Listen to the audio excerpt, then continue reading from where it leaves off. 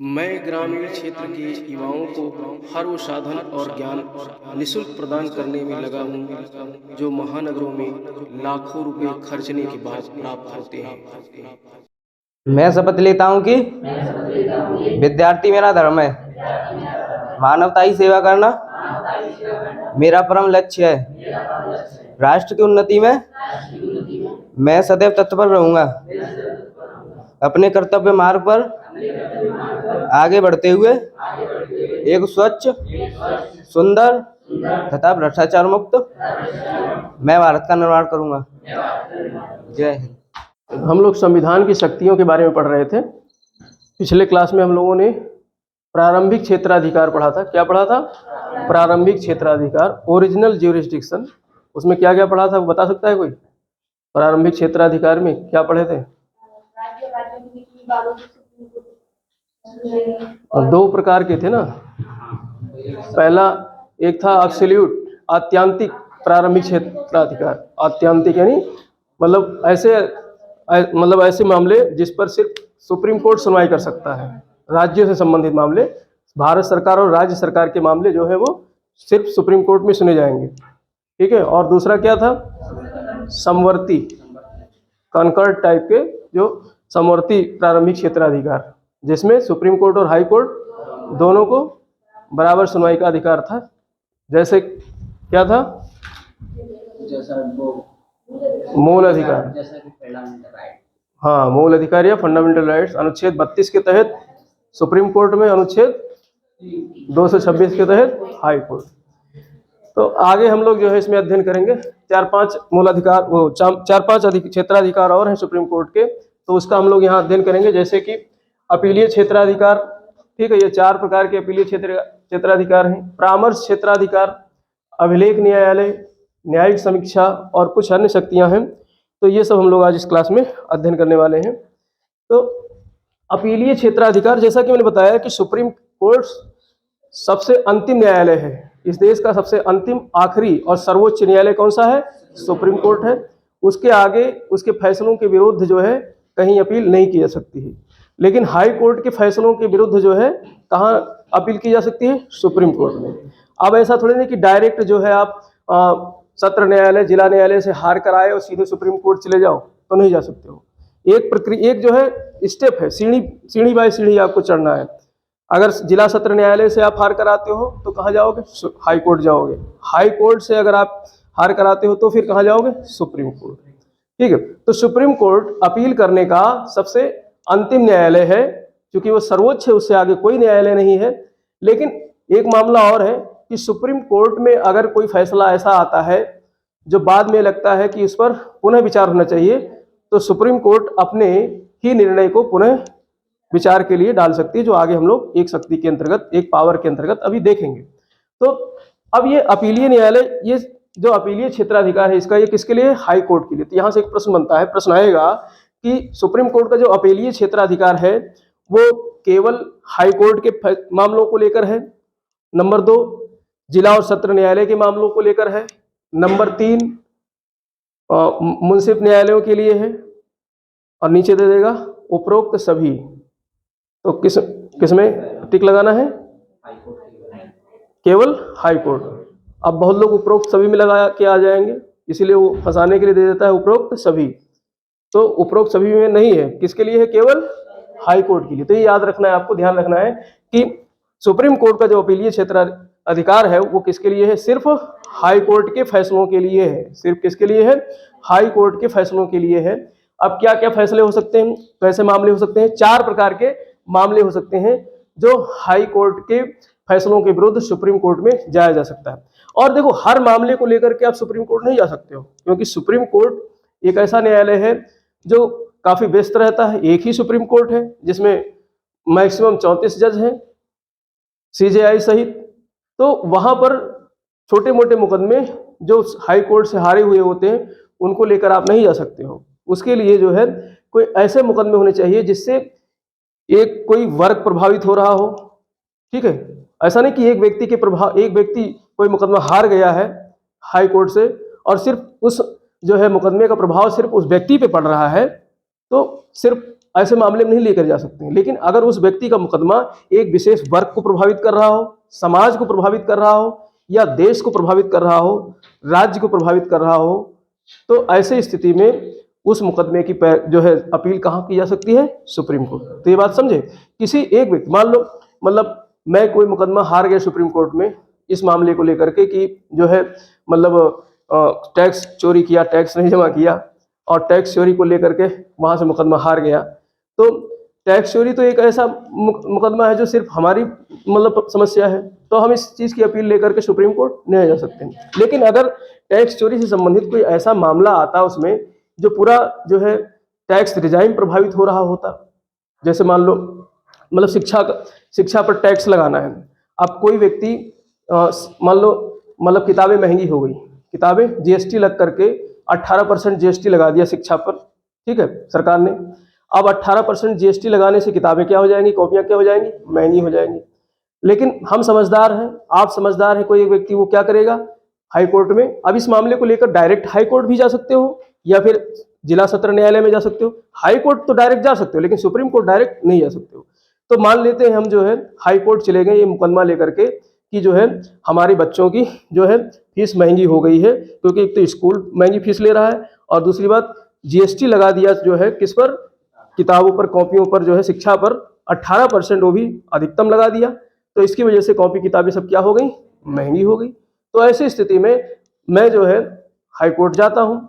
अब high court ने तो चलो फैसला दे दिया, अब किसके खिलाफ मैं जाऊंगा ये मुकदमा लेकर, राज्य के खिलाफ, राज्य के खिलाफ जाऊंगा। तो हाई कोर्ट में राज्य के वकील जाएंगे, वो दलील देंगे, कहेंगे कि ठीक है, मतलब जो है बढ़िया बात है, इससे राज्य की रेवेन्यू बढ़ेगी, ठीक। तो हाई कोर्ट ने हमारे विपक्ष में फैसला सुना दिया। फिर जो है मैं जो है ऐसे केस को लेकर के, क्योंकि इसका प्रभाव पूरे समाज में हो रहा है, पूरे देश के लोगों को हो रहा है, क्योंकि उसमें एक नोट और लगा होगा नीचे कि ये सिर्फ मेरा व्यक्तिगत मामला नहीं है, बल्कि ये पूरे समुदाय का, पूरे देश के जो है बच्चों का जो है इस पर प्रभाव पड़ रहा है, क्योंकि किताबें कॉपियां महंगी हो रही हैं तो गरीब बच्चे नहीं पढ़ सकते हैं। तो इसका प्रभाव सिर्फ हमारे बच्चे के लिए नहीं हो रहा है, एक सभी बच्चों के लिए हो रहा है। तो ऐसे मुकदमे फिर हम उसकी अपील कहाँ कर सकते हैं, सुप्रीम कोर्ट में कर सकते हैं। तो यानी मतलब किसी एक व्यक्ति विशेष के प्रभाव वाले मुकदमे अगर हाई कोर्ट में हारते हैं तो उसकी अपील नहीं की जा सकती है। लेकिन अगर जो है कोई संगीन मुकदमा है, कोई ऐसा मुकदमा है जो समाज विशेष को प्रभावित करता हो, विशेष प्रकार के मुकदमे हो, तो उनके खिलाफ हम हाई कोर्ट के मुकदमे हार करके कहाँ जा सकते हैं, सुप्रीम। तो इसको 4 प्रकार से बांट सकते हैं, संवैधानिक मामले, दीवानी मामले, आपराधिक मामले और विशेष इजाजत।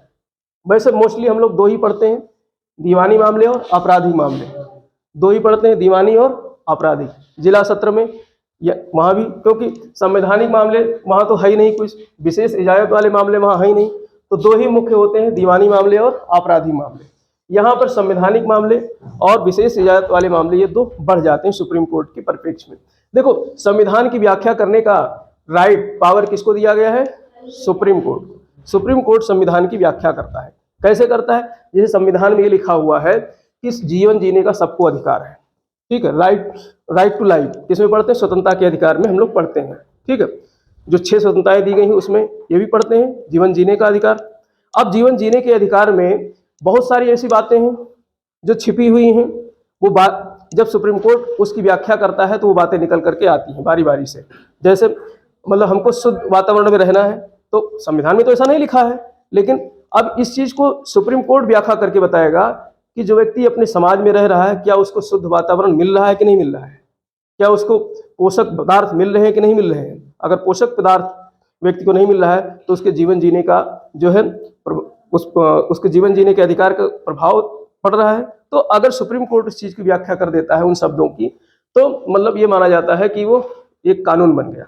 सुप्रीम कोर्ट ने व्याख्या कर करके, इसीलिए जो शब्द संविधान में लिखे गए हैं उन शब्दों की व्याख्या करने का काम किसका है, सुप्रीम कोर्ट। नहीं तो सब अपने अपने हिसाब से उसकी व्याख्या करते रहते हैं। हम कुछ कहेंगे, तुम कुछ कहोगे, जज कुछ कहेगा, मतलब वो वकील कुछ कहेगा। लेकिन जब सुप्रीम कोर्ट का न्यायालय, वो भी इसकी व्याख्या करने के लिए कम से कम 5 जजों की एक पीठ बनाई जाती है। ऐसा नहीं कि एक मतलब सुप्रीम कोर्ट ने एक आदमी बैठ करके व्याख्या कर दिया। अरे, एक संवैधानिक पीठ बनाई जाती है कम से कम 5 जजों की, वो बैठ करके व्याख्या करते हैं, तब जा करके जो है एक नियम बनता है।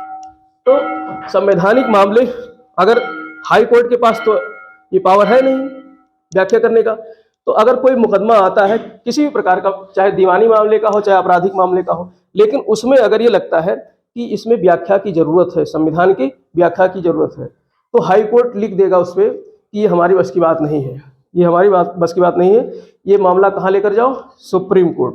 तो वो मामला सुप्रीम कोर्ट जाएगा और सुप्रीम कोर्ट जो है उस पर क्या करेगा, व्याख्या करेगा उस मामले की, संविधान में जो बातें हैं उस बात की संवैधानिक व्याख्या की जाएगी, फिर वो व्याख्या क्या बन जाएगा, एक कानून बन जाएगा। ठीक, तो अनुच्छेद 132 के अंतर्गत ये बात कही गई है कि अनुच्छेद 132 में जो है सुप्रीम कोर्ट को व्याख्या करने का, संविधान की व्याख्या करने का अधिकार है। लेकिन हाई कोर्ट में अगर कोई मामला इस तरीके से पहुंचता है और हाई कोर्ट में अगर ये मामला पहुंचता है और हाई कोर्ट को ये लगता है कि हमारी बस की बात नहीं है, क्योंकि इसमें मामला जो है संविधान की व्याख्या का है, तो वो नोट लगा करके आगे बढ़ा देता है कि ले जाओ मामला कहाँ, सुप्रीम कोर्ट। तो ऐसे मुकदमे कहाँ पर अपील किए जाते हैं, सुप्रीम कोर्ट। ठीक, नंबर 2, दीवानी प्रकार के मामले। दीवानी गैर आपराधिक मामले जितने होते हैं सब क्या होते हैं, दीवानी, टैक्स चोरी या कुछ भी, ये सारी चीजें जितने भी पैसे से संबंधित मामले होते हैं वो सब क्या है, दीवानी मामले। ठीक है, तो दीवानी मामले ये किसके अंतर्गत आते हैं, 133 के अंतर्गत, अनुच्छेद 133 के अंतर्गत जो है हाई कोर्ट में अगर कोई बंदा दीवानी मामले हार गया है, लेकिन इसमें भी कोई पर्सनल व्यक्ति अगर हारा, जैसे अभी उदाहरण मैंने दिया था टैक्स वाला, एक अच्छा उदाहरण हो सकता है, ये भी दीवानी, पैसे से संबंधित दीवानी का मामला हो गया। जैसे मैं मतलब टैक्स, मतलब बढ़े हुए टैक्स जीएसटी की दर से मैं प्रभावित हूँ, तो मेरे साथ साथ समाज भी प्रभावित होगा, तो ये एक जो है महत्वपूर्ण मुद्दा है। तो इस मुद्दे में अगर हम हाई कोर्ट से हार गए हैं तो ये मुकदमा कहाँ जाएगा, सुप्रीम कोर्ट। यदि हम अपनी जो है अपील कहाँ लेकर जाएंगे, सर्वोच्च न्यायालय में, या फिर यहाँ फिर हाई कोर्ट नोट लगा के दे दे, एक जो है लाइन में लिख दे कि ये मामला जो है सुप्रीम कोर्ट के लिए फॉरवर्ड किया जाता है। तो नहीं तो अगर हम वहाँ हार गए दीवानी मामले के जो है मुकदमे, तो हम इसके खिलाफ कहाँ जा सकते हैं, सुप्रीम कोर्ट। तो सुप्रीम कोर्ट में दीवानी मामले जो हाई कोर्ट में हारे हुए हैं, जो विशेष प्रकार के मुकदमे होते हैं, वो अनुच्छेद 133 के अंतर्गत जो है हाई कोर्ट में उसकी अपील की जा, सुप्रीम कोर्ट में उसकी अपील की जा सकती है। इसी प्रकार से आपराधिक मामले, चोरी, डकैती और मर्डर, हत्या, ये सब किस में आते हैं, आपराधिक मामले, जिसको हम लोग फौजदारी मुकदमा भी कहते हैं।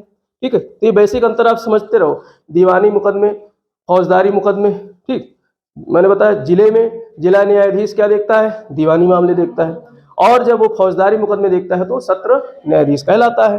तो यहाँ पर आगे जा करके अलग अलग कैटेगरी हो जाती हैं, क्योंकि डिस्ट्रिक्ट स्तर, जिले स्तर पे जो है मतलब इतना ज़्यादा वो नहीं होता है, और जब पूरे राज्य के स्तर पर आते हैं, हाई कोर्ट के उसमें आते हैं, तो वहाँ पर इनके अलग अलग वो बना दिए जाते हैं कि दीवानी का अलग देखेगा, फौजदारी का अलग बेंच बनेगा देखेगा।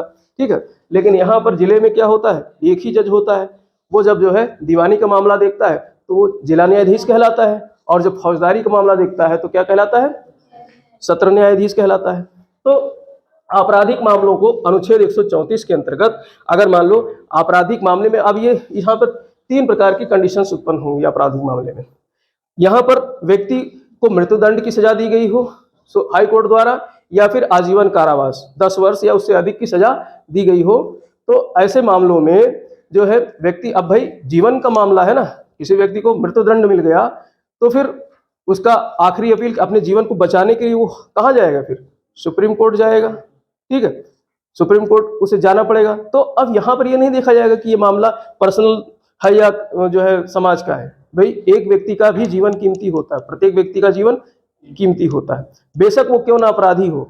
इसीलिए जो है हमारे भारत के न्यायालय, मतलब न्यायिक प्रक्रिया में ये कहा गया है, जब हमें किसी व्यक्ति को जीवन देने का अधिकार नहीं है तो किसी व्यक्ति के जीवन को लेने का भी अधिकार नहीं। बेशक वो अपराधी हो, उसने 100 मर्डर किए हों, लेकिन इसके बावजूद भी किसी को उसका जीवन लेने का अधिकार नहीं है। एक न्यायिक प्रक्रिया के तहत उसका जीवन लिया जा सकता है, लेकिन वो भी जो है, जो फांसी की सजा है उसे भी धीरे धीरे करके खत्म किया जा रहा है, क्योंकि ये परिभाषित किया गया है, जीवन ऊपर वाला देता है, ऊपर वाला ही लेगा। इस बेस पर हम लोग चलते हैं।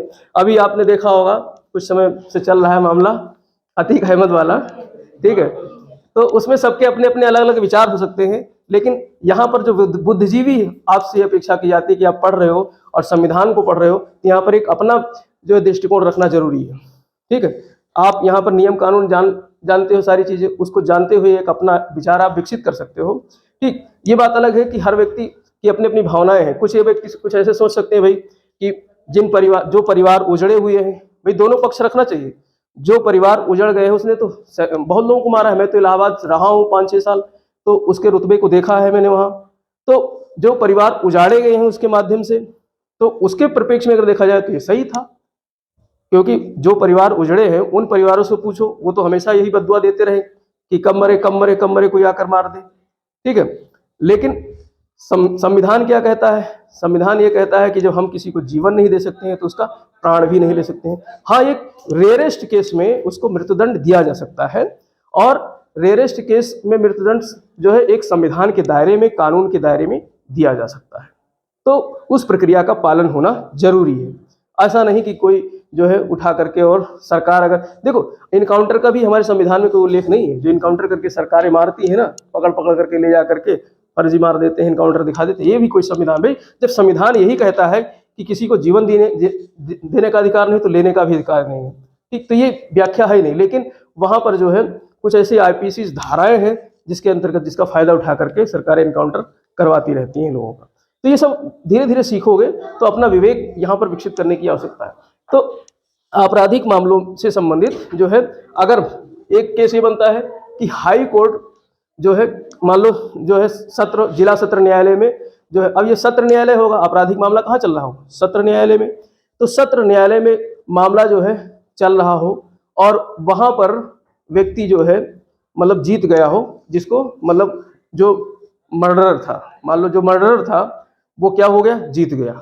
अब उसको जो है बरी कर दिया गया, लेकिन जिसके परिवार का व्यक्ति मारा गया था या जिसके परिवार का व्यक्ति पीड़ित था, तो वो फिर कहाँ ले जाएगा मामला? हाई कोर्ट ले जाएगा, डायरेक्ट नहीं। सत्र न्यायालय से डायरेक्ट सुप्रीम कोर्ट थोड़ी नहीं जाओगे, मैंने पहले ही बताया है। वो कहाँ जाएगा फिर? High court. हाई कोर्ट में अपील करेगा। अब हाई कोर्ट ने जो है, जो अधीनस्थ न्यायालय था, सत्र न्यायालय क्या हो गया? अधीनस्थ। हाई कोर्ट के लिए सत्र न्यायालय क्या हो गया? अधीनस्थ, उसके नीचे काम करने वाला। तो अधीनस्थ न्यायालय ने फैसला दिया था पीड़ित परिवार के विपक्ष में, पीड़ित परिवार के विरोध में दिया था। अर्थात जो जिसने मर्डर किया था वो साक्ष्यों के अभाव में क्या हो गया? बच गया।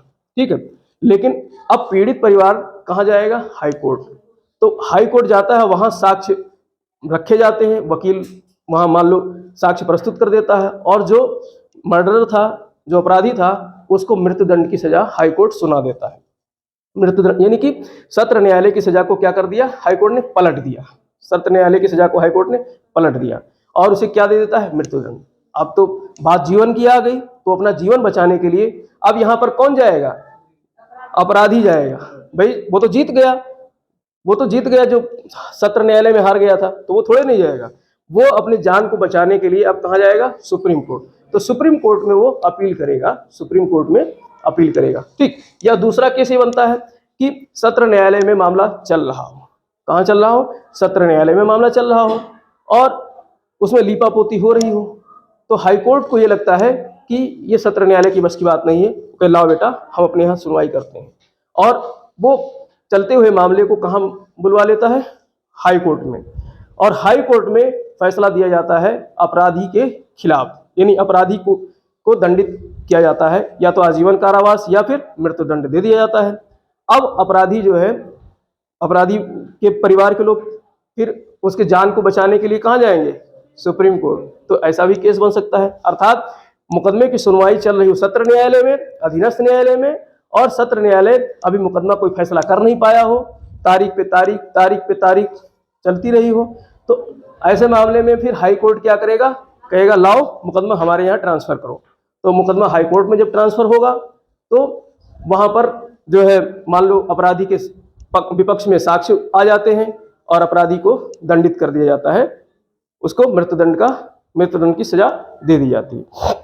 तो ऐसी स्थिति में वो फिर अपनी अपील लेकर जाएगा सुप्रीम कोर्ट अपने प्राण को बचाने के लिए। या तीसरा, हाई कोर्ट ये लिख कर दे दे सुप्रीम कोर्ट ये मैटर हम नहीं सॉल्व कर सकते हैं, ये मैटर कहाँ जाए? Supreme court.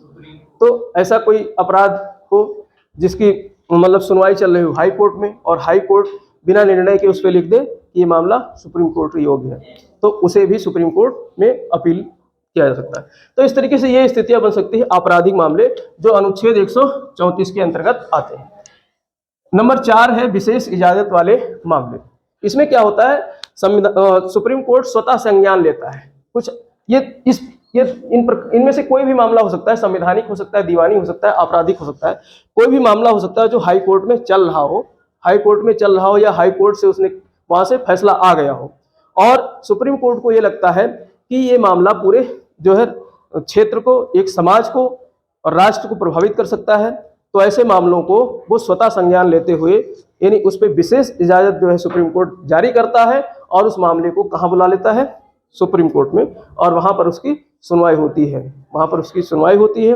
तो ऐसे मामले कहलाते हैं विशेष इजाजत वाले। तो अनुच्छेद 136 के अंतर्गत ये मामले आते हैं स्वतः संज्ञान वाले, यानी सुप्रीम कोर्ट इस पर अपना स्वयं का संज्ञान लेगा, कोई मतलब उसके खिलाफ नहीं गया। जैसे यहाँ पर क्या था, व्यक्ति जा रहे थे ना खिलाफ, लेकिन यहाँ पर सुप्रीम कोर्ट स्वयं उसको लगता है कि जो फैसले आए हैं हाई कोर्ट के वो जो है गलत हैं और एक समाज विशेष उससे प्रभावित हो सकता है, तो इसलिए उस फैसलों की सुनवाई हम करेंगे, सुप्रीम कोर्ट करेगा। तो उन मुकदमों को अपने यहाँ रीओपन करवाता है मंगवा करके, चाहे वो संवैधानिक मामला हो, दीवानी मामला हो या फौजदारी मामला हो, आपराधिक मामला हो। तो इस तरीके से जो है ये 4 प्रकार के क्या है, अपीलीय क्षेत्राधिकार, ये 4 प्रकार के अपीलीय क्षेत्राधिकार हैं। तो यहाँ पर बात एक ही निकल करके आती है, इससे प्रश्न बनेगा कि अपीलीय क्षेत्राधिकार जो सुप्रीम कोर्ट का है वो जो है किसके खिलाफ जारी किया जाता है, हाई कोर्ट के खिलाफ। किसके विरुद्ध फैसलों की, मतलब तो हाई कोर्ट ने जो फैसला दिया उसके विरुद्ध अपील किया जाता है, ना कि जिला और सत्र न्यायालय की। ठीक, तो ये यहाँ ध्यान रखना, ये 4 प्रकार के हैं। अब है परामर्श क्षेत्राधिकार। परामर्श क्षेत्राधिकार, इसमें क्या होता है, मैंने पहले भी पढ़ाया राष्ट्रपति की शक्तियों में कि राष्ट्रपति को जो है कुछ मामलों को, जो मामले हो जो है सामाजिक मामले हो या विशेष मामले हो जिससे मतलब प्रभाव पड़ता हो समाज पे, तो ऐसे मामलों पर जो है सलाह लेने का अधिकार किसको है, राष्ट्रपति को है। यानी सार्वजनिक महत्व के मामलों पर सलाह लेने का राष्ट्रपति को अधिकार है। अब देखो यहाँ पर एक बात कही गई है, देखो इससे हमें बहुत कुछ सीखने को मिलता है। जब तक राष्ट्रपति सलाह मांगता नहीं तब तक सुप्रीम कोर्ट सलाह देता नहीं है। इसलिए कहा जाता है कि जो है जब कोई सलाह मांगे तभी उसको सलाह दो। और हिंदुस्तान में क्या है, फ्री में सलाह बांटते रहते हैं, इसलिए सलाहों की वैल्यू नहीं होती है। लेकिन हमारे संविधान में कहा गया है कि जब राष्ट्रपति सलाह मांगता है तो दिया जाता है, वो भी फ्री में नहीं, उसकी प्रक्रिया है। फ्री मतलब ये नहीं कि सब कुछ पैसे से वैल्यू की जाती है। सलाह देने के लिए ऐसा नहीं कि सुप्रीम कोर्ट का जज आया, बैठ गया, राष्ट्रपति के सामने कुर्सी डाल करके कहा भैया ऐसे नहीं ऐसे करो। अरे कम से कम 5 जजों की एक जो है पीठ बनाई जाती है, 5 जज बैठते हैं, बाकायदा सुनवाई होती है, जैसे मुकदमों की सुनवाई होती है उस तरीके से बहस होती है जजों के बीच में। राष्ट्रपति महोदय जो है, अब राष्ट्रपति के पास इतना समय है नहीं कि वहां जाके बैठ करके सुनवाई करेंगे, उन्होंने जो है भेज दिया मामला कि इस पर हमको जो है निर्णय दो, तो वो अपना निर्णय लिख मतलब सुना, बहस करके 5 न्यायाधीश कम से कम होंगे, वो लोग अपना निर्णय जो है उस पर सुनाते हैं। फिर इसके बाद में राष्ट्रपति महोदय को जो है वो भेजा जाता है परामर्श, वो राय राष्ट्रपति महोदय को भेजी जाती है। अब राष्ट्रपति महोदय उस राय को, परामर्श को माने या ना माने। यहाँ तो 4 दिन से सुप्रीम कोर्ट के जज लगे हुए हैं, दे परामर्श, और राष्ट्रपति महोदय कहे नहीं तुम्हारी बात नहीं मानते हैं, तो राष्ट्रपति महोदय उसको नकार भी सकते हैं। तो परामर्श को मानना या ना मानना राष्ट्रपति के पास है, ठीक। लेकिन ये अनुच्छेद 143 के अंतर्गत, किसके अंतर्गत, अनुच्छेद 143 के अंतर्गत राष्ट्रपति को ये पावर दिया गया है। किसको पावर दिया गया है, राष्ट्रपति को, कि वो सुप्रीम कोर्ट से सलाह ले सकता है, सुप्रीम कोर्ट से सलाह ले सकता है सार्वजनिक महत्व के मुद्दों पर। अब देखो यहाँ पर 2 बातें आती हैं, या तो सार्वजनिक महत्व के मामले होंगे या फिर संविधान से पूर्व की संधियां होंगी, संविधान से पूर्व की जो है कुछ समझौते होंगे। संविधान नहीं बना था उससे पहले के कुछ संधि समझौते हो सकते हैं ना, तो उन संधि समझौतों को दूसरे राष्ट्र से संबंधित, तो उन संधि समझौतों पर भी राष्ट्रपति जो है कानून जानेगा, किससे, सुप्रीम कोर्ट से। तो ये अब वही चीज बता रहा हूँ, सार्वजनिक महत्व के जो मामले हैं इस पे जो है सुप्रीम कोर्ट सलाह दे भी सकता है, नहीं भी दे सकता है। अब मैं आ रहा हूँ उसी बात पे। इसमें क्या होता है, अगर मान लो विधि सम्मत सलाह नहीं है, राष्ट्रपति महोदय विधि सम्मत सलाह नहीं मांग रहे हैं, मान लो पहुंच गए और कहें भैया बता भगवान है कि नहीं है, भगवान है कि नहीं है, अल्लाह है कि नहीं है, तो ये कोई विधि की बात हुई, ये तो आस्था की बात हुई। तो फिर सुप्रीम कोर्ट कहेगा भैया हम इस पे सलाह नहीं देंगे। भाई ये तो आस्था की बात है, हम इस पे क्या बहस करें, ठीक है, तो वो इस पे सलाह नहीं देंगे। अगर विधि सम्मत बात होगी, हाँ ये कहेगा, मतलब राष्ट्रपति ये कहता है अगर सुप्रीम कोर्ट से कि हाँ बताओ जो है मतलब जो मूल अधिकार है या कोई भी ऐसे टॉपिक है या कोई ऐसा कानून है कृषि से मतलब कोई ऐसा कानून है जिससे समाज प्रभावित हो रहा है, जैसे कृषि कानून आया था तो कृषि कानून से बहुत सारे दंगे हो रहे थे चारों तरफ, तो अब वो राष्ट्रपति महोदय जाएंगे, ऐसे तो नहीं जाएंगे ना, कौन भेजता है उनको, मंत्रिपरिषद भेजती है ना, मंत्रिपरिषद ही तो भेजती है, मंत्रिपरिषद का ही तो मोहरा है राष्ट्रपति, तो मंत्रिपरिषद भेजेगा राष्ट्रपति को, मंत्रिपरिषद के जो है भेजने पर राष्ट्रपति महोदय सलाह लेने जाएंगे। तो अब उस पर सुप्रीम कोर्ट उसमें बहस होगी कि जो कृषि से संबंधित नया कानून आया है उसका समाज पे क्या प्रभाव पड़ सकता है, या उसे हटा दिया जाए तो क्या प्रभाव होगा, क्योंकि दंगे हो रहे हैं चारों तरफ। तो ऐसे मामले जो विधि सम्मत मामले हैं उन पर जो है सुप्रीम कोर्ट सलाह देगा। तो यहाँ पर सलाह दे भी सकता है, अगर नहीं भी दे सकता है। सार्वजनिक महत्व के मामले जो विधि सम्मत नहीं, उस पर सलाह देने के लिए बाध्य नहीं है। वो कह देगा कि ये विधि सम्मत मामला नहीं है, इसलिए मैं इस पर सलाह नहीं देता हूँ, मैं मौन हूँ। ठीक। दूसरा है संविधान से पूर्व की संधियां और समझौते जो भी हुए हैं किसी देश से, ठीक है, तो इस पर बाध्य है सुप्रीम कोर्ट, इस पर सलाह देने के लिए क्या है, बाध्य है। तो ये दोनों चीज है इसलिए इस पर, क्योंकि ये इससे जो है एक राष्ट्र दूसरे राष्ट्र से प्रभावित हो रहा है, और चूंकि संविधान में इसका कोई जिक्र नहीं था, संविधान से पहले का मामला था, तो संविधान से पहले के मामलों की संधियों को समझौतों पर जो है उस पर सुप्रीम कोर्ट से अगर सलाह राष्ट्रपति मांगता है तो राष्ट्रपति को सलाह मिलेगा और सुप्रीम कोर्ट सलाह देने के लिए बाध्य है। लेकिन यहाँ पर भी सलाह राष्ट्रपति मानने के लिए बाध्य नहीं है और इस सलाह को भी राष्ट्रपति मानने के लिए बाध्य नहीं है। राष्ट्रपति मतलब मंत्रिपरिषद, इनडायरेक्ट में कौन है, मंत्रिपरिषद। तो मंत्रिपरिषद चाहे तो सलाह को माने या ना माने, लेकिन लिखा क्या मिलेगा, राष्ट्रपति। तो ये ध्यान रखना है, व्यवहार में तो मंत्रिपरिषद है लेकिन नाम किसका चलता है, राष्ट्रपति महोदय। ठीक, तो ये इसलिए यहाँ से एक बात आप सीखते हो कि परामर्श सलाह कभी भी बिना मांगे नहीं देनी चाहिए। ठीक है, तो पढ़ाने का सिर्फ ये मकसद नहीं कि किताबी ज्ञान ले जाओ, व्यवहारिक नॉलेज भी लेकर जाना है, और तभी आदमी जो है मतलब समाज में सक्सेस रहता है। नहीं तो फ्री सलाह बांटते रहो, डॉक्टर साहब फ्री जो है अपना चिकित्सीय इलाज देते रहें तो जो है उनकी वैल्यू कम हो जाएगी। जैसे कि मैं फ्री शिक्षा बांध रहा हूँ मैं फ्री शिक्षा बांट रहा हूँ, लेने के लिए कोई तैयार ही नहीं है, ये फीस चार्ज करने लगते तो फिर बहुत लोग अच्छा वैल्यू कम नहीं, चलो अच्छी बात है, कम से कम किसी ने वैल्यू आंका तो जो है संविधान से पूर्व के संधि समझौतों पर जो है सलाह देने के लिए सुप्रीम कोर्ट बाध्य है।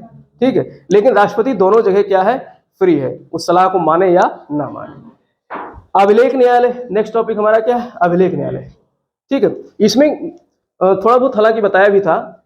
इसमें क्या होता है कि जो सुप्रीम कोर्ट के जो भी मतलब फैसले होते हैं उनको सबको लिखा जाता है, बाकायदा फैसले लिखे जाते हैं और लिख करके उनको सुरक्षित रखा जाता है, यानी रिकॉर्ड में रखा जाता है, तो उसी को अभिलेख कहते हैं। किसी चीज को लिख करके सुरक्षित रख लेना क्या कहलाता है, रिकॉर्ड कहलाता है, अभिलेख कहलाता है।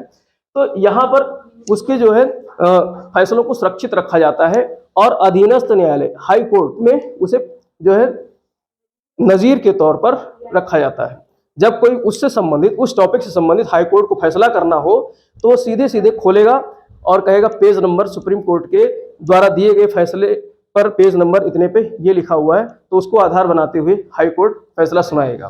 ठीक, यानी वो फैसला सुप्रीम कोर्ट का वो फैसला कानून बन जाता है। सुप्रीम कोर्ट का वो फैसला क्या बन जाता है, कानून बन जाता है, और उस कानून का उल्लंघन करने का अधिकार नहीं है किसी को। अगर उल्लंघन करता है कोई उस कानून का तो सुप्रीम कोर्ट को दंड देने का भी अधिकार है, कम से कम 6 वर्ष का कारावास और 2,000 रुपये का जुर्माना।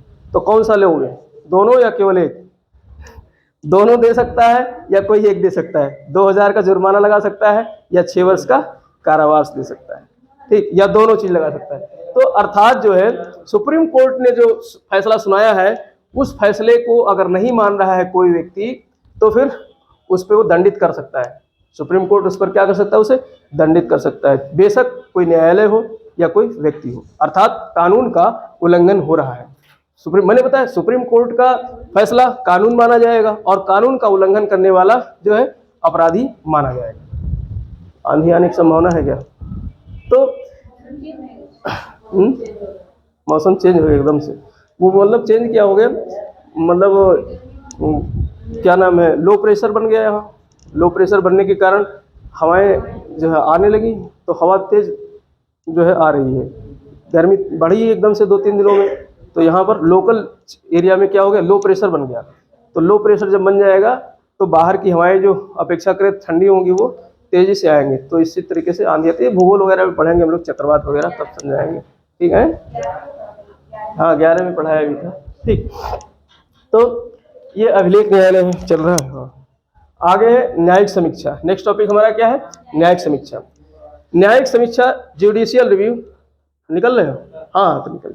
जुडिशियल रिव्यू जो है, न्यायिक समीक्षा, ये 2 प्रकार के होते हैं, 2 प्रकार की समीक्षा की कर सकता है। पहला मैंने बताया कि सुप्रीम कोर्ट अपने ही फैसलों की समीक्षा कर सकता है, सुप्रीम कोर्ट अपने ही फैसलों की समीक्षा कर सकता है, ठीक। तो अपने ही, जैसे पहले निर्णय दिया, मान लो पहले निर्णय दिया, फिर सुप्रीम कोर्ट को ये लगता है कि जो है उसमें कुछ कमी रह गई थी, तो वो फिर से जो है, अब मान लो 5 जजों की एक पीठ जो है किसी निर्णय पर पहुंचते हैं, कोई फैसला सुनाते हैं, तो यहाँ पर 3 जज बैठ सकते हैं, 2 बैठ सकते हैं, एक भी जज फैसला सुना सकता है, ठीक है। अगर मान लो एक जज ने कोई फैसला सुनाया, तो अब जितना महत्वपूर्ण मुद्दा होगा उतने जजों की संख्या बढ़ाई जाती है, ठीक है। सार्वजनिक महत्व के जो मामले होते हैं उसमें एकल न्याय, मतलब एकल पीठ नहीं बना, न्यायाधीशों की एकल पीठ नहीं बनाई जाती है। छुट्टे पुट्टे जो मुकदमे होते हैं उसमें एक न्यायाधीश सुनता है, लेकिन कम से कम जो है जो 3 न्यायाधीशों की पीठ कम से कम होनी चाहिए, तभी तो फैसला होगा। अगर 2 पक्ष में जाते हैं तो फिर वो कानून बन जाएगा, और भाई एक विरोध में रहा तो फिर वो हार गया ना, मतलब न्यायाधीश में भी सहमत बनती है, न्यायाधीश में भी क्या बनती है, सहमत बनती है। कुछ मतलब उस फैसले के पक्ष में आते हैं और कुछ उस फैसले के विपक्ष में जाते हैं, तो इसीलिए न्यायाधीशों की पीठ बनाई जाती है। तो मान लो 5 न्यायाधीशों की पीठ ने किसी फैसले को सुनाया, तो वो जो है ऑन रिकॉर्ड बन गया। फिर कुछ समय बाद में ऐसा लगता है कि उसमें परिवर्तन की आवश्यकता है, वो जो फैसला हमने सुनाया था सार्वजनिक महत्व का फैसला है, और उसमें कुछ समय के साथ परिवर्तन की आवश्यकता है। तो भाई चूंकि उसके खिलाफ अपील तो कहीं की नहीं जा सकती है उसके खिलाफ, तो वो फिर वो अपने ही निर्णय को क्या करेगा, बदलेगा, या तो स्वतः संज्ञान लेते हुए, या कोई व्यक्ति जाकर के याद दिलाएगा कि भैया तुमने जो फैसला सुनाया था, तुम्हारे कोर्ट ने उस फैसले में परिवर्तन की आवश्यकता है, तो वो रिट दायर करके जो है उस फैसले के खिलाफ रिट भी दायर कर सकता है व्यक्ति कि उस पर पुनः सुनवाई की जाए। तो पुनः सुनवाई करने के लिए अब 5 से अधिक जज उस पर बैठेंगे। 5 जज की, अगर 5 जज ने फैसला किया था तो उससे काम नहीं बनेगा, अब 7 जजों का बेंच बनेगा। 6 जज में फैसला होगा नहीं, 3 पक्ष में आ गए, 3 विपक्ष में आ गए, तो फिर टाई हो जाएगा। तो कम से कम 7 जजों का, 7 या 9, 11 यानी विषम संख्या में जज जो है जजों की बेंच बनाई जाएगी, पीठ बनाई जाएगी। तो मान लेते हैं 7 जजों की पीठ बनाएगी, तो 4-3 से फैसला हो जाएगा, 4 पक्ष में आ जाएंगे, 3 विपक्ष में आ जाएंगे। तो इस तरीके से जो है पीठ जो है उससे बड़ी पीठ बनाई जाती है। तो इस तरीके से अपने ही पूर्व के निर्णय को ही पलटने के लिए जो है सुनवाई कर सकता है, समीक्षा कर सकता है, या फिर केंद्र और राज्य की जो विधायी कार्य हैं, केंद्र और राज्य के विधायी और जो है न्याय इसकी कार्यपालिका से संबंधित जो आदेश हैं, इन आदेशों की भी समीक्षा की जा सकती है। ये आदेश अगर मान लो किसी समाज को प्रभावित करने वाले हों, कोई समाज का एक हिस्सा, कोई वर्ग प्रभावित हो रहा हो, तो ऐसी स्थिति में जो कानून है, जो विधायन जो बनाया है, चाहे राज्य ने बनाया हो, चाहे केंद्र ने बनाया हो, संघ ने बनाया हो, तो उसके न्याय की क्या कर सकता है सुप्रीम कोर्ट, समीक्षा कर सकता है। और अगर उसे लगता है कि उसे पूरी तरीके से खत्म करना है तो वो खत्म कर सकता है। इसका बहुत अच्छा उदाहरण है 99 संवैधानिक संशोधन। वो एक संवैधानिक संशोधन था जो किसने किया था, संघ ने किया था, केंद्र ने किया था, और सुप्रीम कोर्ट को ये लगा कि ये जो है मतलब मूल ढांचे का उल्लंघन हो रहा है, तो उसने उस कानून का क्या किया, न्यायिक समीक्षा की, उस कानून की क्या की, न्यायिक समीक्षा की। और जब उसे लगा कि मतलब मूल ढांचे का उल्लंघन हो रहा है, तो उसने उस कानून को ही क्या कर दिया, शून्य कर दिया, विधि शून्य घोषित कर दिया। तो यहाँ पर रिव्यू करके अगर उसे ये लगता है सुप्रीम कोर्ट को कि ये कानून जो है समाज पर प्रभाव डाल सकता है, नेगेटिव प्रभाव डाल सकता है, या संविधान के मूल, संवैधानिक अगर कोई परिवर्तन है तो संविधान के मूल ढांचे का उल्लंघन है, तो ऐसी स्थिति में जो है उसे वो विधि शून्य घोषित कर सकता है। और समीक्षा के बाद ये लगता है नहीं चलो सही है, कोई दिक्कत नहीं, तो यथावत उसे बना रहने दे सकता है। तो इस तरीके से न्यायिक समीक्षा कर सकता है, दो तरीके से, अपने ही निर्णय के खिलाफ और केंद्र और राज्य द्वारा दिए गए कोई कानून नियम है उनके खिलाफ। ठीक, और कुछ अन्य शक्तियां हैं। ये तो सब हो गए मामले जिसमें हमने अपीलीय क्षेत्राधिकार, परामर्श क्षेत्राधिकार, अभिलेख न्यायालय, न्यायिक अधिकारिता, और कुछ अन्य शक्तियों में यहाँ पर रिपीट हो जाएंगे, जैसे मूल अधिकारों की रक्षा करता है अनुच्छेद 32 के तहत सुप्रीम कोर्ट, तो ये भी उसका एक अधिकार है, एक शक्ति है, पावर है। संविधान की व्याख्या करने का अधिकार सिर्फ सुप्रीम कोर्ट को ही दिया गया है। ठीक, और जो मान लो कोई मामला चल रहा हो, कहाँ पर, किसी हाई कोर्ट में, इलाहाबाद के हाई कोर्ट में कोई मामला चल रहा हो और उसे दूसरे न्यायालय में स्थानांतरित करना हो, तो कौन करेगा? Supreme court. तो ये पावर किसके पास है? Supreme court. यानी मामलों को स्थानांतरित करने का, हाई कोर्ट से दूसरे हाई कोर्ट, एक हाई कोर्ट से दूसरे हाई कोर्ट में मामले को स्थानांतरित करने का पावर किसको दिया गया है? सुप्रीम कोर्ट को। या फिर सुप्रीम कोर्ट जो है हाई कोर्ट में चल रहे मामले को अपने यहाँ मंगा सकता है, तो अपने यहाँ मंगा सकता है, ये भी पावर किसको दिया गया है? सुप्रीम कोर्ट को। और इसके अलावा जो है राष्ट्रपति और उपराष्ट्रपति का जो निर्वाचन होता है, राष्ट्रपति और उपराष्ट्रपति के निर्वाचन में अगर कोई किसी भी प्रकार की जो है विवाद उत्पन्न होता है, तो उस विवाद की सुनवाई कौन करेगा? हाई कोर्ट नहीं करेगा, कौन करेगा? सुप्रीम कोर्ट करेगा। तो राष्ट्रपति, और यहाँ से प्रश्न आते हैं, तो राष्ट्रपति और उपराष्ट्रपति के विवाद का मामला कौन सुलझाता है? सुप्रीम कोर्ट सुलझाता है, क्योंकि मतलब ये केंद्र का मामला है, दोनों पद कहाँ है? केंद्र में, तो इसे किसी हाई कोर्ट में नहीं सुलझाया जाएगा, इसे कहाँ सुलझाया जाएगा? जो सर्वोच्च न्यायालय है वहां सुलझाया जाएगा। तो इस तरीके से जो है ये सुप्रीम कोर्ट के पावर्स थे, शक्तियां थी। अभी हम लोग जो है इसके बाद में अगली क्लास में पढ़ेंगे न्यायालय की सक्रियता, और इसके अलावा PIL जो है, और कुछ ऐसे टर्म्स हैं जैसे उन पे अध्ययन करेंगे हम लोग जो है। तो एक क्लास और होगी, फिर